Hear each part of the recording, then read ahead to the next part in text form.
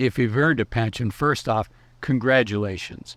It takes years and years of hard work, often 20, 30 plus years, to earn that pension that you're going to be retiring with. And unfortunately, fewer and fewer Americans have one. But if you've got one, if you're planning for a pension, these are 5 things that you need to know about planning for retirement with your pension. And the first one is, I think it's critical that you do a cash flow analysis of your retirement and find out which expenses your pension is going to cover and which expenses your pension is not going to recover. Not just for this year. The next 12 months, the next 24 months, super important. But over time, and the reason I say over time is because many pensions are not indexed for inflation. They may have an annual adjustment, but it's likely going to be less than inflation. Typically, the only inflation-adjusted pensions come from government employees. And if you've got one of those that has a COLA adjustment every year, then you're in a really good situation, but you should still do the cash flow analysis. If it's stay to the end, because at the end I'm going to give you a tool that will help you with it. It's a free online tool, as well as I'm going to walk you through what that analysis looks like. But I think it's critical that you do a cash flow analysis so you have an understanding of how much money you're going to need to support your lifestyle that's going to have to come from outside of your pension. So that's rule number 1. Rule number 2 is, I think you'll find it interesting. What is your pension worth? I get asked this question a lot. The answer to this is not, should I take a lump sum or should I take my pension on an annual basis? That's not where this is coming from. But just a rough idea what that asset is that you've earned over this 20, 30, 40 years. What's that worth in general? How much more would you have had to save? And so in general, I say it's worth 15 to 25 times what your annual payment is going to be for you. And why is that such a big range? Well, the gold standard for a pension is these inflation-adjusted ones. And that's going to be closer to the 25 times. And the reason I say that is that's the 4% rule, essentially. The inverse, the opposite, 1 over 4% is 25. And so that rule is where you don't have to worry about running out of money over a 30-year period, and you can increase the amount of your withdrawals each year by the rate of inflation.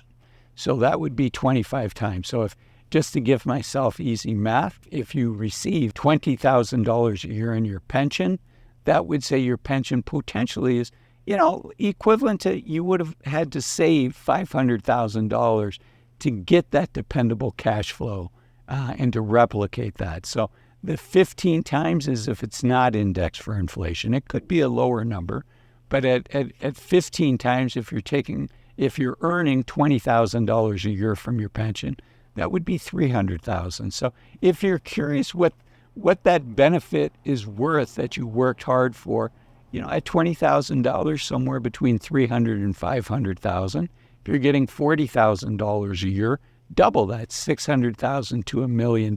So you've earned a very valuable benefit for you and your family. So congratulations on that. Do not use this math. Do not use those rules of thumb to determine whether you should take a lump sum or annual payments. That is an important decision. You want to hire a professional, preferably an accountant or a fee-only financial advisor. Rule number 3 is when you're looking at your portfolio, take no more risk than what you need to achieve your goals. You've already won if you're thinking about retiring. You've saved up money in your retirement savings. You have this pension benefit. And so take no more risk than what you need to achieve your goals. So if your financial advisor says you can achieve your goals with 25% exposure to the stock market, but he says, I would advise you take 50 or 60%. What I'm sharing is not financial advice. Your financial advisor is going to know you better than me. I'm going to weave this into the next rule, which is the nice thing about saving for retirement and having a pension is you only need to win once. So be careful taking additional risk above and beyond, because again, you only need to win once, and then job number one becomes don't lose money. Don't lose that nest egg. Don't put yourself in a situation where you have to unretire and go back to work. So be careful, I guess I should say. Be careful taking more risk than what you need to take to achieve your goal, and ask yourself, why is that important? You don't want to give up something that's important, your secure retirement, in order to gain something that might not be important. So if you said, I have adult children and it's important to me, I leave each of them $250,000 when I die, okay, well, that's part of your goals, and you might need to take more risk to achieve that. But if you said, I really don't know why I want to have more money, but it'd be nice. Obviously, more money is better than less. And the answer to that is yes, but at what cost? Don't put your secure retirement at risk. Okay, the next rule is, as you're looking at your asset allocation, one of the things I want you to think about is one of the ways that retirees get hurt is they become a forced seller in a down market. What do I mean by that? Let's say my example was right. Let's say you got a $20,000 pension and you want to spend $60,000 a year. So $40,000 a year needs to come from your retirement savings. If we use the 4% rule just for rough numbers, that would say you have to have $1 million outside of your pension to provide that extra $40,000 a year. And looking at that, now the 4% rule is based on a portfolio of 60 to 70% stocks. That's not a portfolio for the faint of heart. You're going to feel some pain. And so you need to make sure that you're comfortable with that pain. If the market drops 20, 30, 40% or more, and that can sound far-fetched, but it happens more often than you think. It happened in the great financial crisis, peak to trough, from the high to the low. The S&P 500 was down almost 60%. And if you look at the start of COVID, that was the fastest drop ever. I think it was down 30% in 3 weeks, the S&P 500. That'll take your breath away, because it's just human nature to continue that path and think we could be down 60% here pretty soon. Fortunately, 30% was about the max correction. It might be closer to 25%. But you want to be careful that you can withstand that pain and not have the angst and the sleepless nights that it can cause for many of us, cause you to say, stop the pain.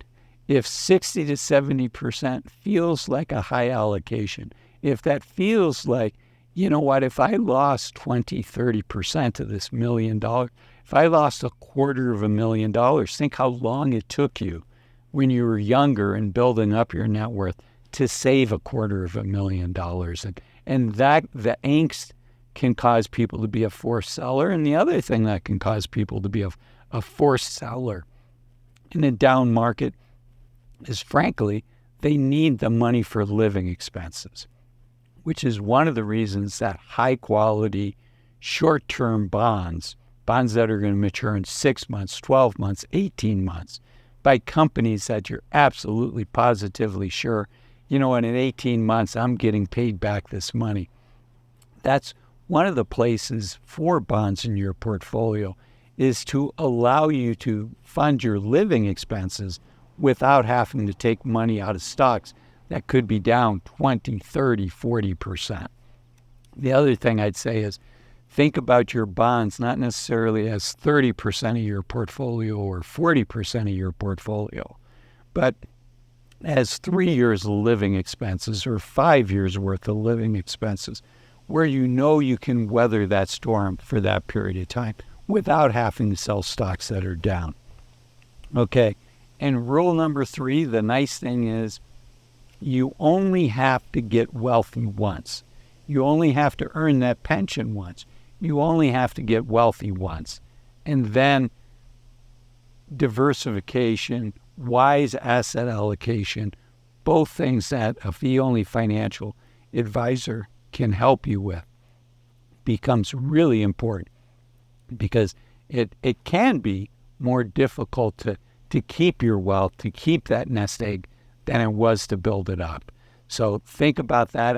I mentioned at the beginning of the video that doing this cash flow analysis is really key. The free tool is called honestmath.com.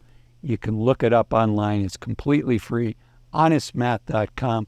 I did a video walking through the analysis using that free tool, honestmath.com, for somebody with a pension, and you can find that video here, how a pension changes your retirement plan. Thanks for watching this video, and I'll see you in that one. Bye-bye.